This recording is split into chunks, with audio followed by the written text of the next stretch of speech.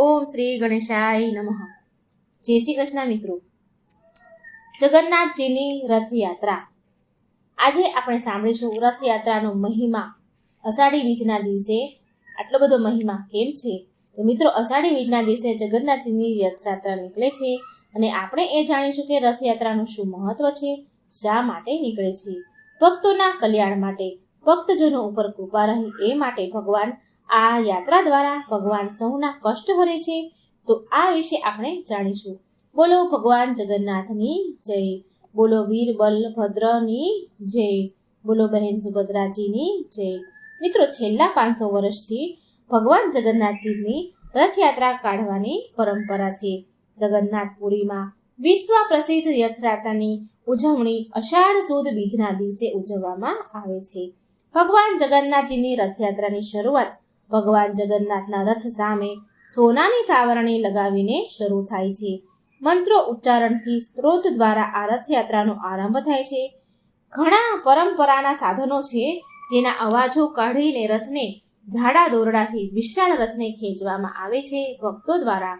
સૌ પ્રથમ બલરામજી ભદ્રના તાલ રથને શરૂ કરવામાં આવે છે અને પછી બહેન સુભદ્રાજીનો રથ શરૂ થાય છે અને અંતે ભગવાન જગન્નાથજીનો રથ ખૂબ શ્રદ્ધા ભક્તિથી ભક્તો આ પ્રભુના રથને ખેંચે છે. માનવામાં આવે છે કે જે લોકો રથને દોરડાથી ખેંચે છે અથવા રથના દર્શન પણ કરે છે તો તેને મોક્ષની પ્રાપ્તિ પણ થાય છે. આપણા ઋષિ મુનિઓએ આપણા શરીરને પણ આપણા દેહને પણ એક રથ કીધો છે અને આ રથને ભગવાન શ્રી કૃષ્ણ દ્વારા સંચાલિત કરવામાં આવે છે. ભગવાન શ્રી કૃષ્ણની ભક્તિ દ્વારા આ દેહરૂપી રથનો ઉદ્ધાર કરવામાં આવે છે એવું આપણે સમજીએ છીએ. હવે ભગવાનની ભક્તિ દ્વારા મોક્ષ પ્રાપ્ત થાય છે એ પણ સત્ય વિધાન છે. ભગવાન જગન્નાથજીની રથયાત્રા ગુંડીચા માતાજીના મંદિરે પહોંચીને પૂરી થાય છે. આ મંદિર છે જ્યાં વિશ્વકર્માજીએ 3 મૂર્તિઓ બનાવી હતી, સુભદ્રાજી, બલરામજી અને ભગવાન જગન્નાથજીની. ગુંડીચા મંદિરમાં જઈને માસીના ઘરમાં જઈ સ્વાદિષ્ટ પકવાન ભોજન ભગવાન આરોગે છે.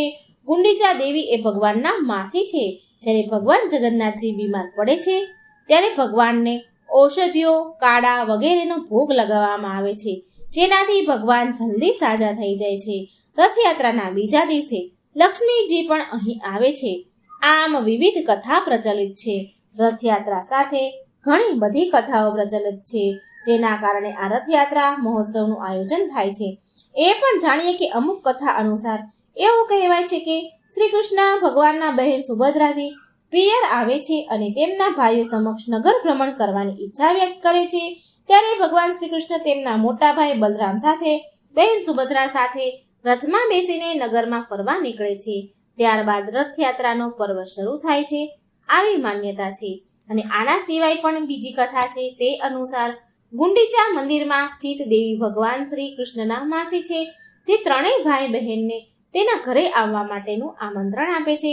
એટલે ભગવાન શ્રી કૃષ્ણ ભાઈ બલરામ અને બહેન સુભદ્રાજી સાથે માસીના ઘરે 10 દિવસ રહેવા માટે જાય છે આવી માન્યતા છે. અને ઘણી બીજી કથા અનુસાર એવું કહેવાય છે કે ભગવાન શ્રી કૃષ્ણના મામા કંસ તેમને મથુરા બોલાવે છે. તેમના માટે કંસ ગોકુળમાં સારથી સાથે રથ મોકલાવે છે. અક્રૂરજી દ્વારા ભગવાન શ્રી કૃષ્ણને તેડવામાં આવે છે.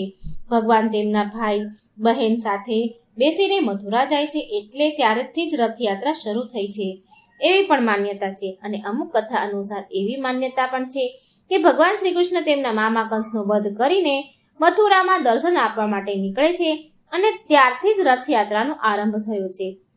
હવે આમાં ભગવાન શ્રી કૃષ્ણના પત્ની રૂકમણીજી અને રાધાજીનો ક્યાંય ઉલ્લેખ થતો નથી. તો તેનું શું કારણ છે?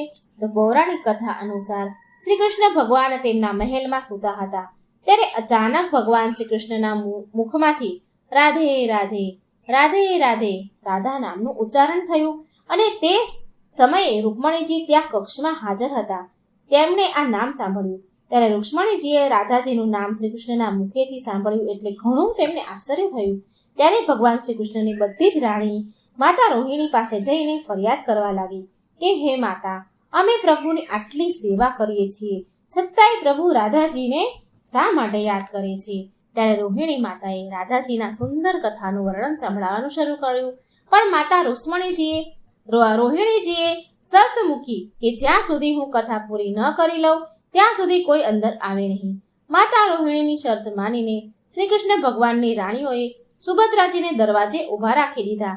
માતા રોહિણીએ રૂક્ષ્મણી સહિત અન્ય રાણીઓ શ્રી કૃષ્ણ અને રાધાજીની લીલા કથા સાંભળવાનું શરૂ કરે છે.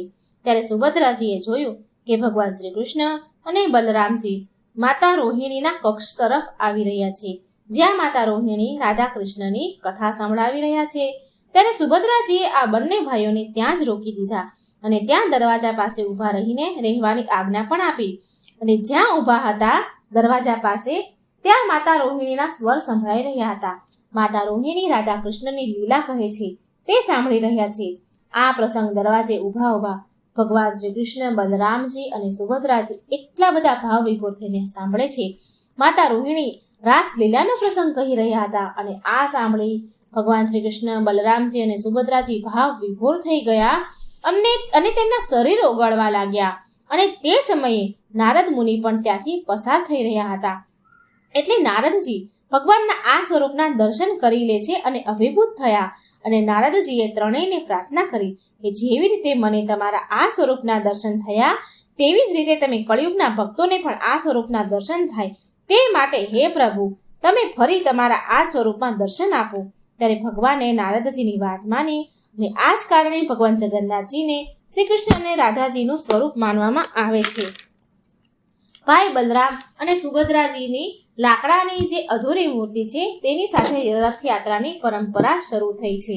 આ ઉપરાંત એક બીજી કથા પણ છે કે શા માટે ભગવાન જગન્નાથજીની મૂર્તિઓ અધૂરી છે. તો એક પૌરાણિક કથા અનુસાર માધવ દેશના રાજા ઇન્દ્રદ્યુમ્ન હતા. ભગવાન જગન્નાથજીના પરમ ભક્ત હતા માધવદેવ. એક દિવસ જ્યારે નીલાચલ પર્વત ઉપર ગયા તો દેવ પ્રતિમાના દર્શન ન થયા.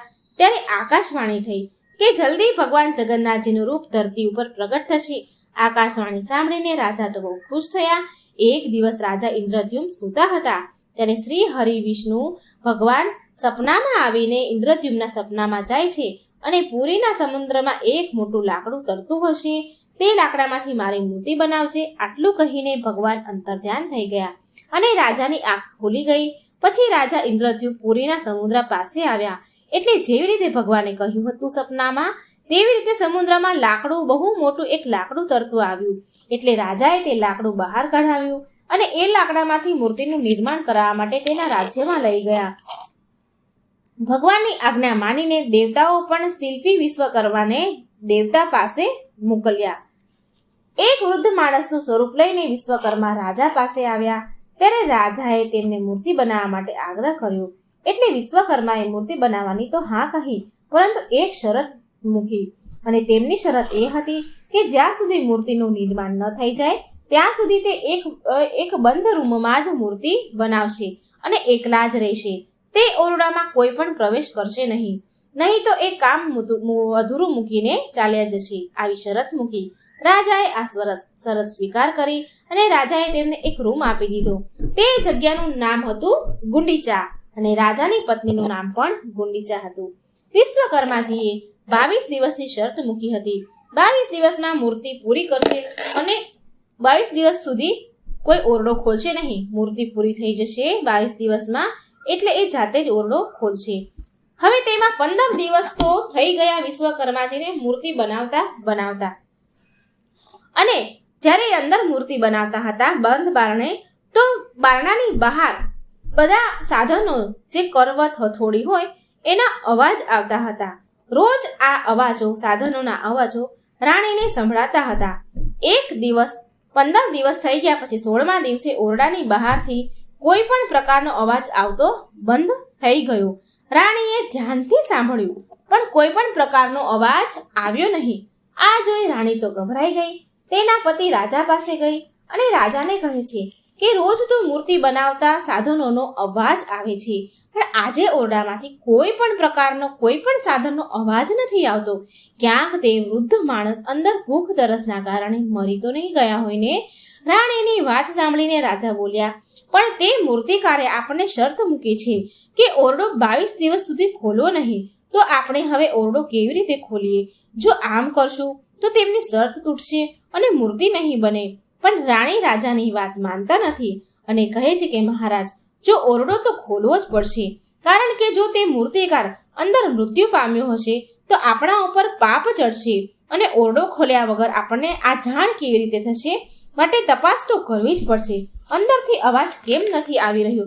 આ વિચાર કરીને રાજા વિશ્વકર્મા એટલે કે મૂર્તિકારને જોવા માટે જાય છે અને ઓરડો ખોલી નાખે છે અને શરત પૂરી થયા વગર ઓરડો ખોલ્યો એટલે વિશ્વકર્માજી ત્યાંથી અંતર્ધ્યાન થઈ ગયા અને ભગવાન જગન્નાથ, વીર બલરામ, વીર બલભદ્ર અને સુભદ્રાજી મૂર્તિ એમની અધૂરી રહી ગઈ.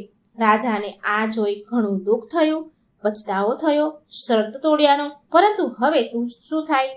ત્યારે જ એક સમયે આકાશવાણી થઈ કે ભગવાન આ જ રૂપમાં સ્થાપિત થશે. ત્યાર પછી રાજાએ પુરીમાં મોટું ભવ્ય વિશાળ મંદિર બનાવ્યું. ત્યાં આ ભગવાનની અધૂરી મૂર્તિઓની સ્થાપના કરી દીધી. કથા અનુસાર રાજા ઇન્દ્રદ્યુમ્નને દર્શન આપીને દર વર્ષે એકવાર જન્મભૂમિ એટલે કે ગુંડીચા અવશ્ય જશે એવી આજ્ઞા હતી. સ્કંદ પુરાણ અનુસાર રાજા ઇન્દ્રદ્યુમ્ને અષાઢ શુક્લ પક્ષની તૃતીયાના દિવસે પ્રભુને તેમની જન્મભૂમિ જવાની વ્યવસ્થા કરે છે અને ત્યારથી જ પરંપરા શરૂ થઈ રથયાત્રાની. અને એક અન્ય કથા અનુસાર સુભદ્રાજીને દ્વારિકાના દર્શનની ઈચ્છા હતી એટલે ભગવાન શ્રી કૃષ્ણ અને બલરામ અલગ અલગ રથમાં બેઠા. સુભદ્રાજીને નગર યાત્રાની સ્મૃતિમાં પણ આ રથયાત્રાનું આયોજન કરવામાં આવે છે. આમ આ રથયાત્રાનો ઘણો મહિમા છે. એટલે કે શરીરરૂપી રથમાં પ્રભુને બિરાજમાન કરવામાં આવે તો મુક્તિના દ્વાર જરૂર ખુલી જાય છે તેવા ભક્તો માટે. અષાઢી બીજના દિવસે ભક્તો વ્રત ઉપવાસ કરીને ભગવાન શ્રી નારાયણની આરાધના કરે છે. અષાઢી બીજના વ્રતનો ઘણો મહિમા છે. જે ભક્તો આ દિવસે વ્રત ઉપવાસ કરે છે તે ભગવાનનું શરણ પામે છે.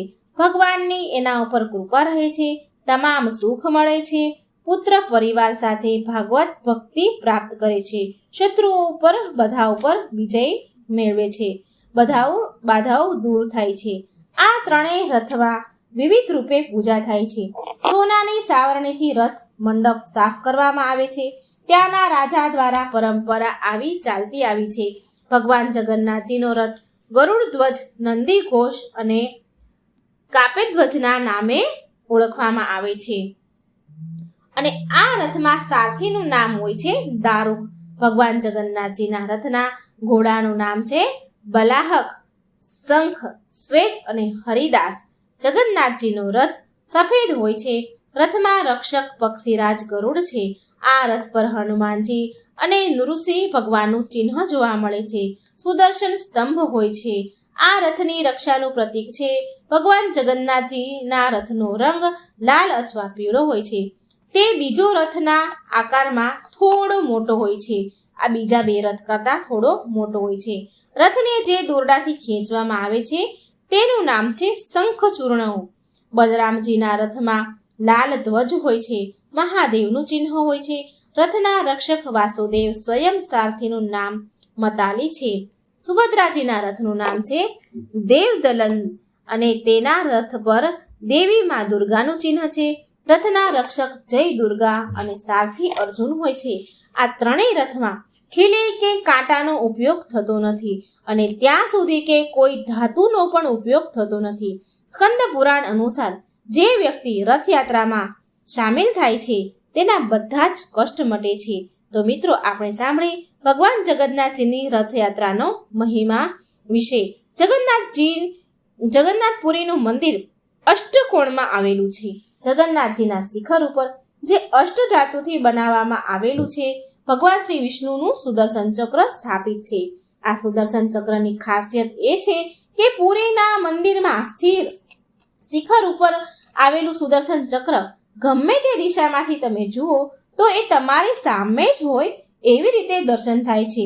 તે સુદર્શન ચમત્કારી છે. અષ્ટ ધાતુથી નિર્માણ થયેલું આ ચંદ્રને નીલ ચક્ર પણ કહેવાય છે. આ ચક્રના દર્શન શુભ માનવામાં આવે છે.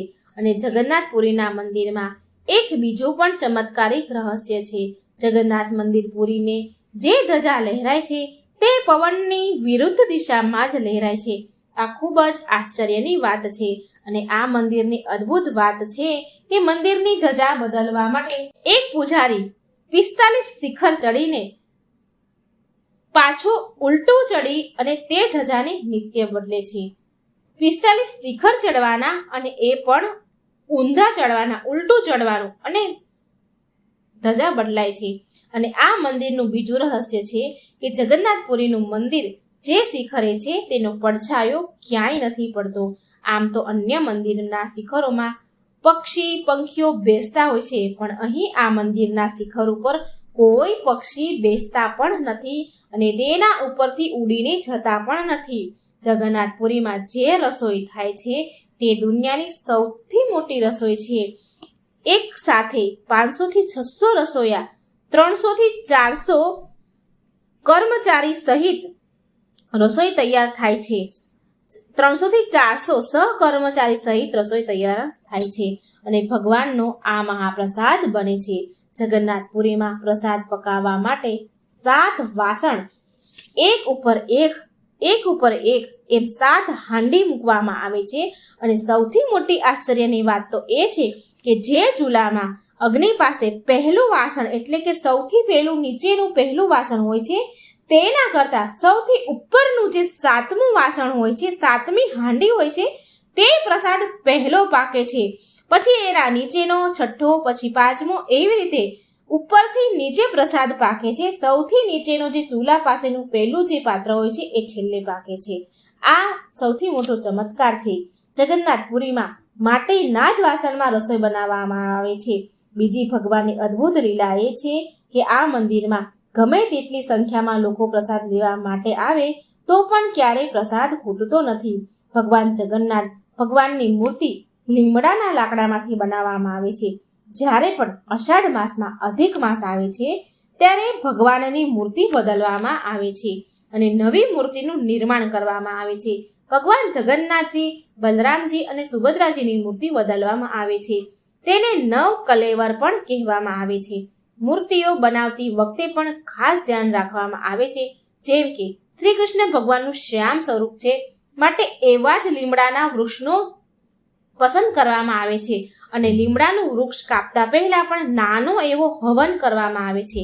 ત્યારબાદ જ વૃક્ષને કાપવામાં આવે છે અને તેમાંથી જ ભગવાનની પ્રતિમા બનાવવામાં આવે છે. પૂરા વિધિ વિધાનથી આ કાર્ય થાય છે. પુરીમાં ભગવાન જગન્નાથજીના રથ બનાવવાનું નિર્માણ વસંત પંચમીથી શરૂ થાય છે. લાકડાની પસંદગી પણ ત્યારથી જ થાય છે અને રથના આ નિર્માણની શરૂઆત અક્ષય તૃતીયાથી થાય છે. આ રથ 3 લીમડાના લાકડામાંથી બનાવવામાં આવે છે.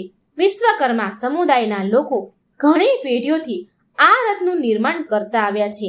અષાઢી બીજના દિવસે શંખ, ઢોલ, નગારા સાથે વાજતે ગાજતે આ રથયાત્રા નીકળે છે અને ખૂબ ઉત્સાહથી આ રથયાત્રા મનાવવામાં આવે છે અને ભક્તો ખૂબ જ આનંદથી આ રથને હંકારે છે અને ભવના દુઃખો, કષ્ટો, પીડા એમની મટી જાય છે. જગન્નાથપુરીમાં અષાઢી બીજના દિવસે ઘરમાં ચૂલા પણ સળગાવવામાં આવતા નથી.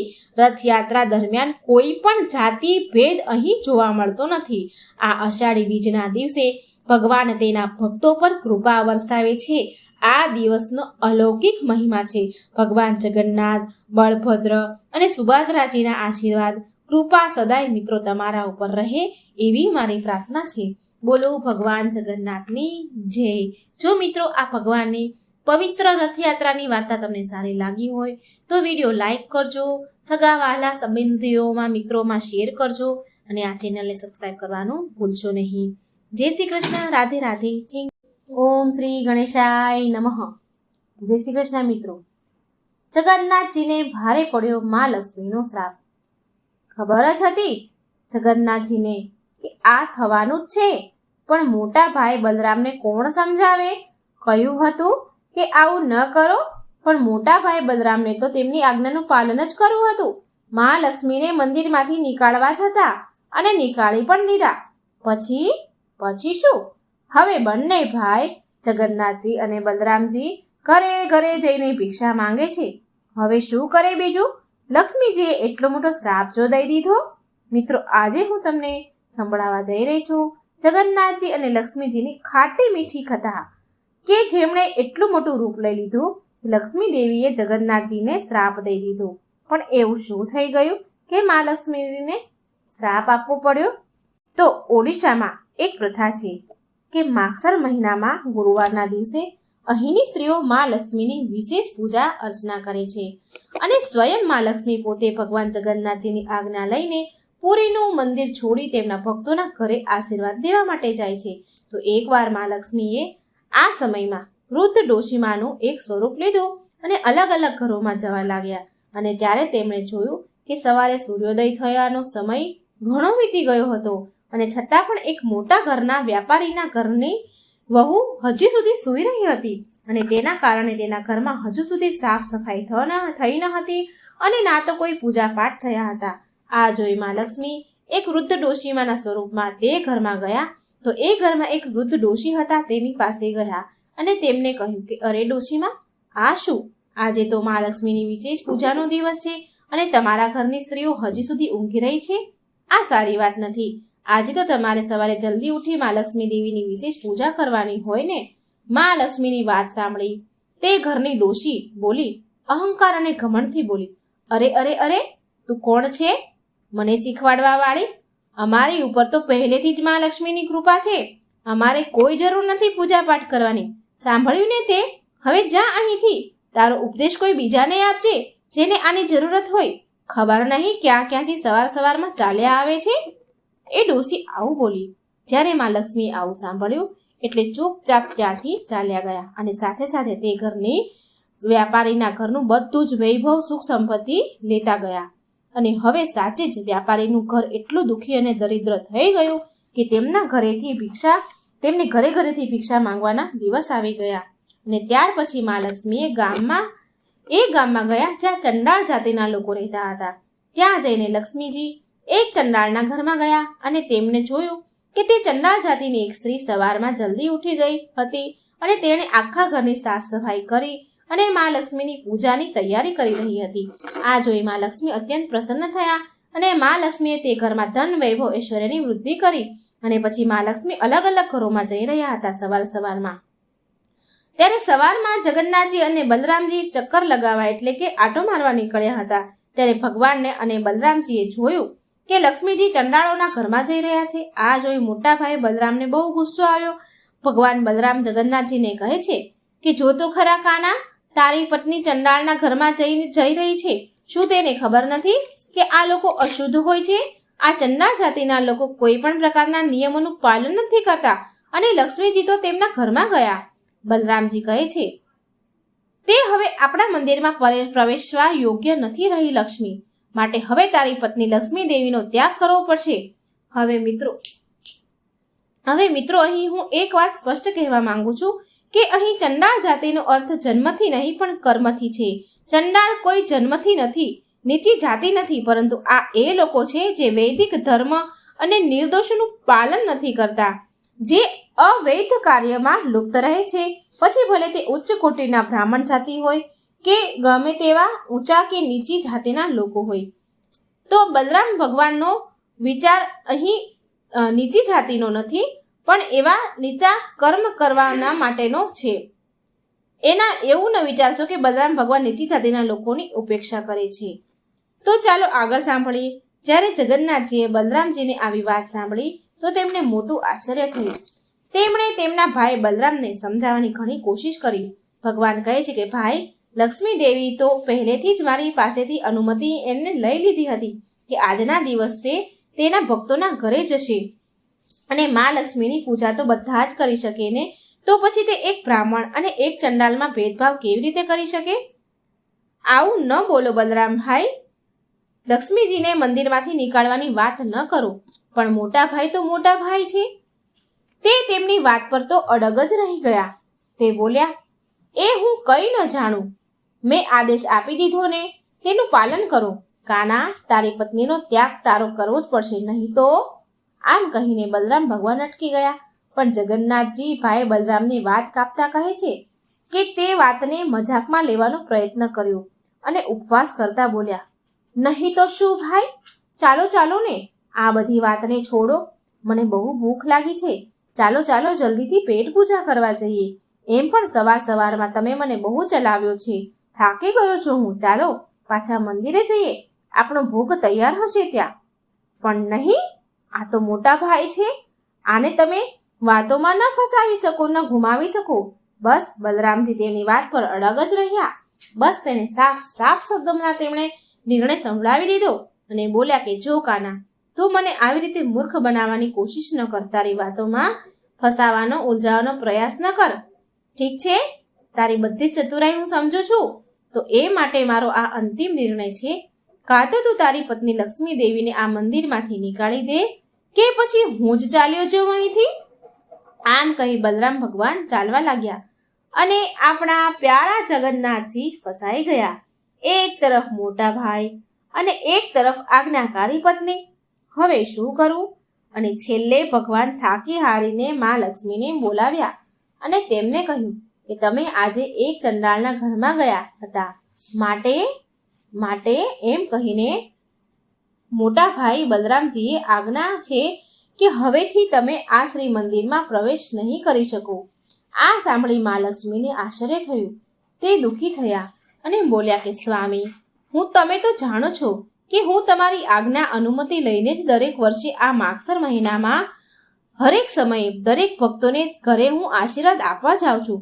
તો આમાં મેં શું અપરાધ કર્યો? મેં તમને તમે મને આવો દંડ આપી રહ્યા છો? અને જો કોઈ મારાથી ભૂલ થઈ પણ છે તો આપણા લગ્નના સમયે તમે જ તો મારા પિતાને વચન આપ્યું હતું કે તમે મારા 10 અપરાધ માફ કરશો. તો પછી અચાનક મને આ મંદિરની બહાર નીકાળવા માટે કેવી રીતે તમે વિચારી શકો સ્વામી? હવે આમ લક્ષ્મીજી ભગત જગન્નાથજીને કહે છે, પણ જગન્નાથજી માટે આ લક્ષ્મી દેવીના સવાલનો કોઈ જવાબ ન હતો.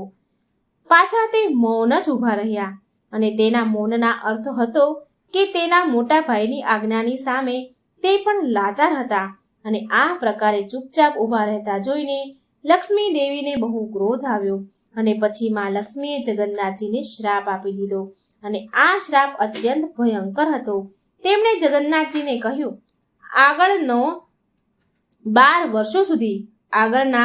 વર્ષો સુધી તમને પેટ ભરીને ભોજન નહીં મળે, તમારા ઉદરની અગ્નિ ક્યારેય શાંત નહીં થાય અને અંતમાં તમે મારા હાથેથી બનેલા ભોજનનો સ્વીકાર કરશો ત્યારે જ તમને સંતોષ મળશે. અને પછી આટલું કહીને માં લક્ષ્મી તેના સેવકોની સાથે મંદિર છોડીને ચાલ્યા ગયા. અને પછી શું થાય? અને પછી એ જ થયું જેનો ભગવાન જગન્નાથજીને ડર હતો. હવે આખા મંદિરમાં જગન્નાથજી અને બલરામજી એકલા રહી ગયા. લક્ષ્મીજીના જવાથી પૂરું આખું મંદિર શાંત થઈ ગયું. બધું જ ઐશ્વર્ય અને સમૃદ્ધિ નષ્ટ થઈ ગઈ. બધા જ ભંડાર ગૃહ ખાલી થઈ ગયા. હવે શ્રી મંદિરમાં ના તો શ્રી દેવી લક્ષ્મી હતા અને ન કોઈ ભોજન હતું. અને બીજા દિવસે સવારે જગન્નાથજી અને ભગવાન બલરામ ભોગની વાટ જોઈને બેઠા, પણ કોઈ ભોગ ધરાવવા આવ્યું નહીં. એટલે બલરામ ભગવાન કાનાને કહે છે, શું વાત છે કાના, કે કોઈ ભોગ લઈને આવ્યું નહીં? આટલું મોડું કેમ થયું? એટલે જગન્નાથજીએ તેમના પેટ પર હાથ મૂકીને ઉદાસ મુખથી ઉત્તર આપ્યો કે ભાઈ, આજથી કોઈ ભોગ નહીં આવે, કેમ કે લક્ષ્મી દેવી તેના સેવકોની સાથે આ મંદિર છોડીને ચાલ્યા ગયા છે.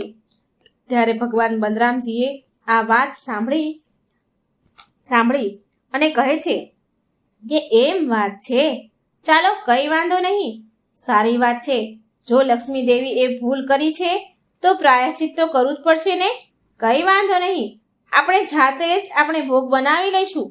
આમ વિચારીને જગન્નાથજી અને બલરામ ભગવાન રસોઈ ઘરમાં પ્રવેશ કરે છે અને ત્યાં જઈને જોયું તો પૂરો ભંડાર ખાલી છે. અન્નના જે કંઈ ભંડાર ભર્યા હતા એ બધું જ ખાલી છે. ના તો કોઈ શાકભાજી હતું કે ના તો કોઈ અનાજ હતું. અને આટલી વારમાં તો બંને ભાઈને અત્યંત ભૂખ લાગી. તો તેમણે વિચાર્યું કે ચાલો આપણે કોઈના ઘરે જઈને ભિક્ષા માંગી લઈએ. આમ વિચારીને તેમણે બ્રાહ્મણોનો વેશ ધારણ કર્યો બંને ભાઈએ અને ઘરે ઘરે જઈને ભિક્ષા માંગવા લાગ્યા, જેથી કરીને લોકો તેમને ઓળખી ન શકે. જુઓ, તેમની પાસેથી તો લક્ષ્મી દેવી ચાલ્યા ગયા હતા, માટે તેના મોઢા ઉદાસ થઈ ગયા હતા અને કોઈ પણ તેમને જોવાનું પસંદ કરતા ન હતા. તો પછી તેને ભિક્ષા કોણ આપે? એવામાં મા લક્ષ્મી દેવીની આજ્ઞાથી સૂર્યદેવે તેમના તાપનો પ્રકોપ પણ વધારી દીધો. પરિણામ સ્વરૂપે ખૂબ આકરી ધૂપ, ખૂબ તડકો, જગન્નાથજી અને બલરામજી ખૂબ ખરા તાપમાં રેતીમાં તેમને ચાલવું પડી રહ્યું હતું. ભૂખ અને તરસથી હેરાન થઈ ગયા. તેમણે એક તળાવ જોયું, પણ જેવા જ ભગવાન તે તળાવ પાસે પહોંચ્યા તો તળાવનું પાણી પણ સુકાઈ ગયું. હતાશ થઈને એક ઝાડ પાસે ગયા અને વિચાર્યું કે આ વૃક્ષમાં અમુક કુમળા પાન છે, તે ખાઈને પેટ ભરી લઈએ. આમ વિચાર કર્યો, પણ જેવા જ ભગવાન તે પાનને હાથ લગાવે છે તો પાન તોડવા માટે તો ઝાડના બધા જ પાન ખરીને સુકાઈને નીચે પડી ગયા. અને આ પ્રકારે આખો દિવસ પૂરો થયો અને સંધ્યા થઈ ગઈ. પણ આખો દિવસ નીકળી ગયા બાદ પણ ના તો તેમને કોઈ ખાવા મળ્યું કે ન કંઈ પીવા મળ્યું. છેલ્લે થાકી હારીને એક મંદિર પાસે પહોંચ્યા. તે મંદિરમાં પ્રસાદનું વિતરણ થઈ રહ્યું હતું. ભગવાને તે લોકોને વિનંતી કરી કે તેમને કોઈ પ્રસાદ ખાવા માટે આપે, પણ તમે તો જાણો છો લક્ષ્મી માનો ક્રોધ કેવો હોય. તેમને કોઈ ખાવાનું આપવા માટે તૈયાર જ ન હતું. તેવામાં એક વૃદ્ધ સ્ત્રી, તેમના ઉપર તેને દયા આવી ગઈ. તે વૃદ્ધ ડોશીને દયા આવી કે તે બે નાના પાત્રમાં થોડા મમરા ખાવા આપવા માટે ભગવાનને આવે છે પાસે. આ પ્રસાદ જોઈને બલરામ અને જગન્નાથજી પ્રસન્ન થઈ ગયા. પણ શું તમને લાગે છે કે લક્ષ્મી દેવી તેમને એ પ્રસાદ ખાવા દેશે? જી નહીં. જેવા જ ભગવાન તે પ્રસાદને લેવા માટે હાથ ઉઠાવ્યા, જે મમરા હતા તે ઉઠાવ્યા હાથમાં, તો તે સમયે તેજ હવા આવી, જોરદાર હવા આવી અને બધા જ મમરા ઉડી ગયા. હવે મિત્રો જરા તમે કલ્પના તો કરી જુઓ કે તે જે સમયે જગન્નાથજી અને બલરામજીને કેવી સ્થિતિ થઈ હશે. તે એક જગન્નાથજી છે, તેમના ભાઈ બલરામજી, જેને દિવસમાં કેટલી વાર ભોજન ભોગ લગાવવામાં આવે છે, જે એક સમયમાં 56 ભોગ જમે છે. એવા આપણા પ્યારા જગન્નાથજી અને બલરામજીને આજે એક સુકાયેલા પાન પણ નથી મળી રહ્યા ખાવા માટે. હવે તમે વિચાર જ કરી શકો છો કે તેમની શું હાલત થઈ હશે. અને છેલ્લે તે બંને ભાઈઓએ થાકી હારીને કોઈકને પૂછ્યું કે ભાઈ, અમને બહુ ભૂખ લાગી છે, શું તમે મને કહી શકશો કે આ સમયે અમને ક્યાં ભોજન મળી શકશે? તો કોઈ માણસે તેમને કહ્યું, અવશ્ય. જો તે જુઓ છો, જે તમને સામે દેખાય છે તે ચંડાળોનું ગામ છે. ત્યાં એક બહુ દયાળુ સ્ત્રી રહે છે. તે પુણ્યશાળી અને દાનવીર પણ છે. તે અવશ્ય તમને ભોજન આપશે. ત્યાં તમે જાઓ. આ સાંભળી જગન્નાથજી બલરામજી તે ગામમાં ગયા. તે સ્ત્રી ચંડાળ હતી, પણ તેણે પ્રેમપૂર્વક તેનો આદર સત્કાર કર્યો અને તેને કહ્યું કે તે હમણાં જ તેમના માટે ભોજન બનાવશે અને જમાડે છે. પણ હવે આ તો બલરામજી છે, તેમની ઈચ્છા ન હતી કે તે એક ચંડાળના હાથે બનાવેલું ભોજન ખાય. માટે બલરામ ભગવાને તે સ્ત્રીને કહ્યું કે અમારું ભોજન અમે જાતે જ બનાવી લઈશું, માટે તમે અમારા માટે ભોજન તૈયાર કરવાની વ્યવસ્થા કરી દો. આ સાંભળી તે સ્ત્રી બોલી, સારું, જેવી તમારી ઈચ્છા. તે સ્ત્રીએ તે ઘરમાં એક જગ્યા પર ચૂલો બનાવી આપ્યો અને બધો સામાન મૂકી દીધો. સ્વચ્છ નવા વાસણો લાવીને મૂક્યા અને બલરામજીની ઈચ્છા અનુસાર બધી જ વ્યવસ્થા સામગ્રી બધી આપી દીધી. હવે બલરામ ભગવાન જગન્નાથજીને કહે છે કે તું ભોજન બનાવ અને હું હમણાં સ્નાન કરીને આવું છું. આમ કહીને પ્રસન્ન થઈને બલરામ ભગવાન સ્નાન કરવા ગયા અને ત્યાં પાછળ એકલા મૂકી ગયા જગન્નાથજીને. હવે જગન્નાથજી પણ તેમના ભાઈની આજ્ઞા માનીને ભોજન બનાવવામાં ત્યાં બેસી ગયા. પણ શું કરે, ભોજન તો ત્યારે બનશે ને કે જ્યારે ચૂલો સળગશે. તેમણે એટલી બધી કોશિશ કરી કે ચૂલો સળગ્યો જ નહીં, પ્રગટ્યો જ નહીં. હવે બલરામ ભગવાન સ્નાન કરીને પાછા આવી ગયા અને તે મનમાં ને મનમાં પ્રસન્ન થઈ રહ્યા હતા કે હવે કંઈક ખાવા મળશે. પણ બલરામજી જેવા જગન્નાથજી પાસે પહોંચ્યા તો તેમણે જોયું કે હજી સુધી જગન્નાથજીએ કંઈ પણ બનાવ્યું નથી. અને પછી બલરામજીએ જગન્નાથજીને બરાબર ખબર લીધી, બરાબર ભગવાનને ખખડાવ્યા અને બોલ્યા, અરે તું કાના, આ શું કરે છે? શું તારાથી એક ચૂલો પણ નથી સળગતો? કેટલો સમય થઈ ગયો, હું સ્નાન કરીને પણ પાછો આવી ગયો, પણ હજી સુધી તે ચૂલો પણ નથી સળગાવ્યો, વાસણ પણ નથી મૂક્યું ચૂલા ઉપર. ચાલ ખસ અહીંથી, હું જાતે જ ભોજન બનાવું છું, આપી દે મને બધી સામગ્રી. બહુ ગુસ્સે થયા, કારણ કે ભૂખ સહન થઈ રહી નથી. આમ કહીને બલરામજી ખુદ બેસી ગયા ચૂલા પાસે ચૂલો સળગાવવા માટે. અને આશ્ચર્યની વાત તો એ હતી કે જેમ જેમ તે અગ્નિ પ્રગટાવવાની કોશિશ કરે તો એમ એમ એ જગ્યા પર વધારે ને વધારે ધુમાડો થવા લાગ્યો. ખૂબ ધુમાડો થયો.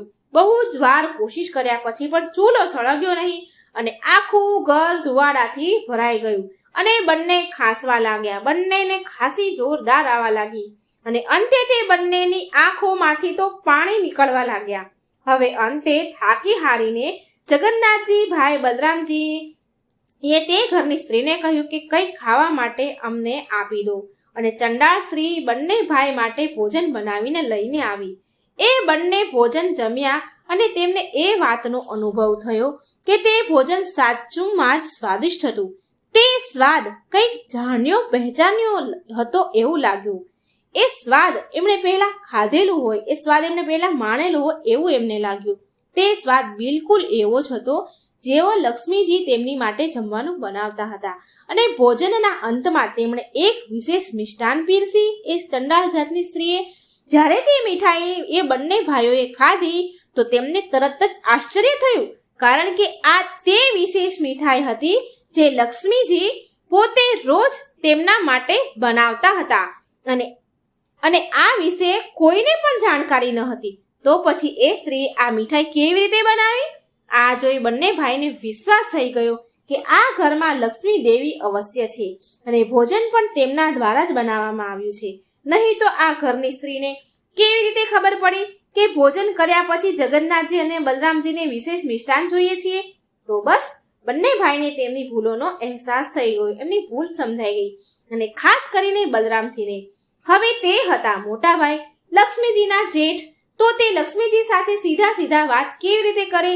એટલા માટે તેમણે જગન્નાથજીને કહ્યું કે તે લક્ષ્મી દેવી પાસે જઈને માફી માંગે અને તેમનો હાથ પકડીને તેને મંદિરમાં લઈ આવે.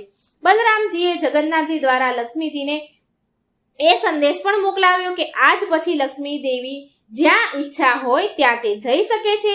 તેમને ક્યારેય તેમના ભક્તો પાસે જવા માટે રોકવામાં નહીં આવે. હવે મોટા ભાઈની આજ્ઞા મેળવીને આપણા પ્યારા જગન્નાથજી આવી ગયા તેમની રિસાઈ ગયેલી પત્ની માં લક્ષ્મીજીને મનાવવા માટે. જગન્નાથજીને આ પ્રકારે મનાવવાથી લક્ષ્મીજી દેવી સંતુષ્ટ થઈ ગયા અને પાછા શ્રી મંદિરમાં જવા માટે તૈયાર થઈ ગયા. લક્ષ્મીજીએ જગન્નાથજીને વચન આપ્યું કે જગન્નાથજીના મહાપ્રસાદ માટે ક્યારેય પણ કોઈ ઉચ્ચ નીચનો ભેદભાવ નહીં કરવામાં આવે. પછી ભલે તે બ્રાહ્મણ હોય કે ચંડાળ હોય, સમાન રૂપેથી જગન્નાથજીનો પ્રસાદ લેવામાં આવશે. તે બંને એક જ થાળીમાં ભોજન કરી શકે છે. તો બસ આ જ હતું લક્ષ્મી દેવીના રિસાવાનું પરિણામ. તો હવે તમે કહો કેવી લાગી મિત્રો આપ તમને ભગવાનની કથા? જો વિડીયો સારો લાગે તો લાઈક કરજો, શેર કરજો અને મારી આ ચેનલને સબસ્ક્રાઇબ કરવાનું મિત્રો ભૂલશો નહીં. જય શ્રી કૃષ્ણ. રાધે રાધે. Thank you.